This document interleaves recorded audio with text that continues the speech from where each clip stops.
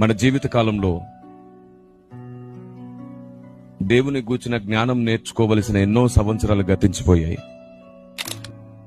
కొందరి వయస్సు అయితే వారి శరీరాన్ని సహకరించినంతగా ఎదిగిపోయింది, పెద్దవాళ్ళు అయిపోయారు. ఇంకొందరు చిన్న వాళ్ళకేమో పెద్ద మాటలు అర్థం చేసుకునే పరిస్థితి లేదు.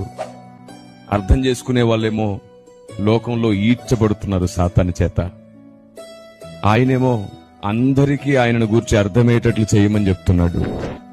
ఇలా ఇన్ని రకాల సవాళ్ల మధ్యలో రాత్రి పగలు అలుపెరగకుండా పరిశుద్ధాత్మదేవుని సహాయంతో పరిస్థితులు ఎలా ఉన్నా అన్ని మార్గాలలో కూడా దేవుడే తోడై ఉండి అందరికీ అందరి వారిగా ఉన్న పౌలు వలె ఆలోచింపజేసి అందరికీ అన్ని అర్థమయ్యేటట్లు చేసి ఆత్మాభిషేకాన్ని ఇచ్చి క్రీస్తునందు ఉన్నవారు మాత్రమే కాకుండా క్రీస్తునందు లేని వారి మనస్సును కూడా అర్థం చేసుకుని వారికి కూడా అర్థమయ్యేటట్లు చేసే అభిషేకాన్ని, తైలాన్ని పరిశుద్ధాత్మదేవుడు నేటి సంఘానికి ఇవ్వాలనుకుంటున్నాను.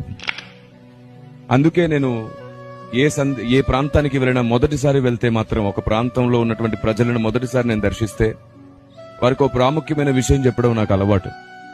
అక్కడి నుండి ప్రారంభిస్తాను. పరిశుద్ధాత్ముడు తాననుకున్న ఆలోచన, తాననుకున్న జ్ఞానము, అభిషేకం రూపంలో మీ మీదికి ఇవ్వాలి అంటే మొదటి అడుగు మనమే వేయాలి.